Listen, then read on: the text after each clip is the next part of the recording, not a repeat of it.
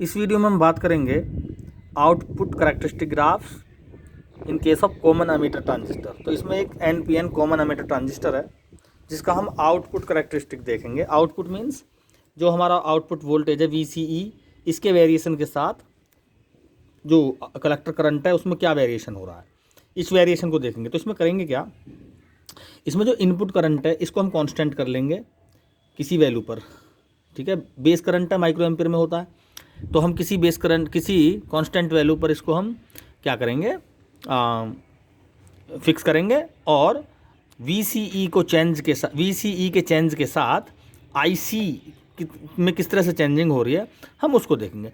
देखते हैं हम क्या होता है। सबसे पहले हम 0 माइक्रो एम्पियर देखते हैं, बेस करंट 0 माइक्रो एम्पियर पे देखते हैं। तो VCE के बढ़ाने से IC में किस तरह से चेंज, जैसे जैसे VCE बढ़ाएंगे वैसे वैसे IC बढ़ेगा। और चूँकि IC इसमें क्या है, IC एक कहाँ पर कनेक्टेड है, रिवर्स बाइसिंग में, और रिवर्स बाइसिंग में कुछ ही चार्ज कैरियर होते हैं।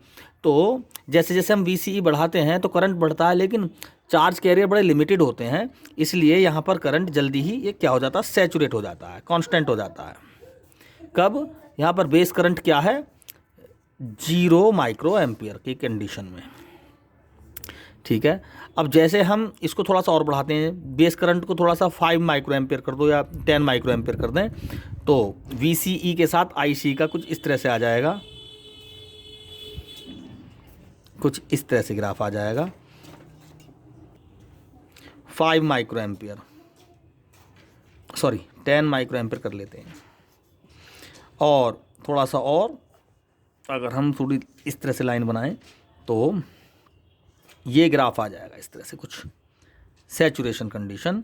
20 माइक्रो एम्पियर है बेस करंट यहाँ पर, और यहाँ पर कर दिया हमने इसको 30 माइक्रो एम्पियर। तो ये ग्राफ आया हमारा, ये इसे कहते हैं आउटपुट करैक्टरिस्टिक ग्राफ। देखो इस रीजन को देखो ज़रा, इस रीजन में ये रीजन जो होता है ये कट ऑफ रीजन कहलाता है, इसका नीचे वाला रीजन। इस रीजन में इनपुट और आउटपुट दोनों ही बाइसिंग रिवर्स बाइसिंग में मानी जाती हैं, और ये कहलाता है सैचुरेशन रीजन। ये रीजन सैचुरेशन रीजन कहलाता है। इसमें दोनों ही बाइसिंग इनपुट फॉरवर्ड बाइसिंग होती हैं यहाँ पर, ये सैचुरेशन रीजन कहलाता है, सैचुरेशन रीजन। और इसको बोलते हैं हम कट ऑफ रीजन। क्या बोलते हैं इसको, कट ऑफ रीजन, ठीक है। अब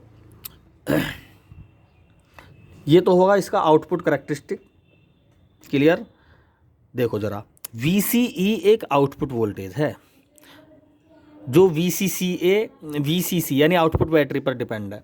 अगर हम इसकी वोल्टेज बढ़ाते चले जाएं तो एक कंडीशन ऐसी आ जाएगी, रिवर्स बाइसिंग में फॉरबिडन जो गैप है उस वहाँ पर कोवैलेंट ब्रेकिंग हो जाएगी, और एक साथ करंट इंक्रीज होगी, तो ब्रेक डाउन रीजन, देखो ये करंट एक साथ बढ़ जाएगी तुरंत, ये करंट तुरंत बढ़ जाएगी, तो वो एक ब्रेकिंग रीज़न हो गया, ठीक है। हम उसको अभी डिस्कस नहीं कर रहे, वो कब होगा जब VCC को बहुत ज़्यादा बढ़ा देते हैं, ठीक, ब्रेकिंग पोटेंशियल यानी ब्रेक डाउन कर देते हैं, तो करंट ये अभी तो कांस्टेंट चल रही है, सैचुरेट है, लेकिन वो कंडीशन में बहुत सारे चार्ज कैरियर क्रिएट होते हैं तो वो बढ़ जाती है, ठीक है।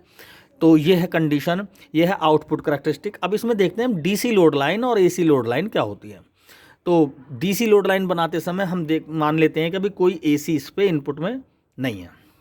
जब इस पर कोई AC नहीं है तो ये देख लेते हैं, ये हमें पता ही है कि VCC VCE plus ICRL voltage, Kirchhoff voltage rule से हमने ये इक्वेशन क्रिएट किए हैं यहाँ पर।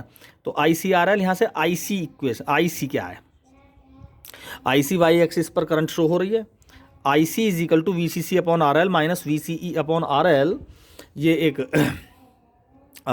इक्वेशन है जो स्ट्रेट लाइन की इक्वेशन है, ठीक है। तो स्ट्रेट लाइन की इक्वेशन, तो इसमें हम देख लेते हैं भाई IC की और VCE की मैक्सिमम वैल्यू। VCE की मैक्सिमम वैल्यू कब होगी, जब होगी IC बराबर 0। देखो IC को 0 कर दो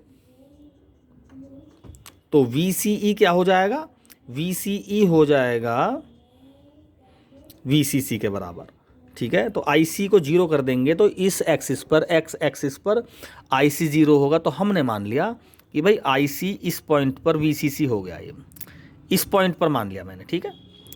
इस पॉइंट को मैंने P बोल दिया। तो IC को 0 करने पर हमने VCE का पॉइंट ले लिया। अगर हम VCE को 0 कर दें, VCE 0 कहाँ होगी? इस पॉइंट पर, ये VCE की 0 है, यानी y एक्सिस पर, ये y एक्सिस है, VCE की वैल्यू 0 हो जाएगी। तो इफ़ VCE बराबर 0 तो IC क्या हो जाएगा? VCE 0, IC हो जाएगा VCC अपॉन RL, जो कहीं यहाँ पर हो सकता है इस पॉइंट पर, ठीक है। इसको Q बोल दिया हमने, P डैश बोल दो, चलो P डैश बोल दिया इसको। क्लियर? अब इन दोनों लाइन पॉइंट्स को आपस में अगर हम मिला दें तो ये जो लाइन कहलाती है इसको हम DC लोड लाइन बोलते हैं। क्या बोलते हैं इसको? DC load line. तो ये एक नेगेटिव स्लोप को शो कर रहा है, क्योंकि एक्स एक्सिस पे ये ऑब्ट्यूज एंगल क्रिएट कर रहा है ना। यहाँ पर देखो, अगर कोई स्लोप इस तरह से बनता है ऐसे, तो ये तो पॉजिटिव स्लोप कहलाता है। ये एंगल एक्यूट एंगल है एक्स एक्सिस के अलोंग, ठीक है। और अगर ये एंगल एक्यूट की जगह ऑब्ट्यूज बना दे यहाँ पर, तो इसको हम कहते हैं नेगेटिव स्लोप।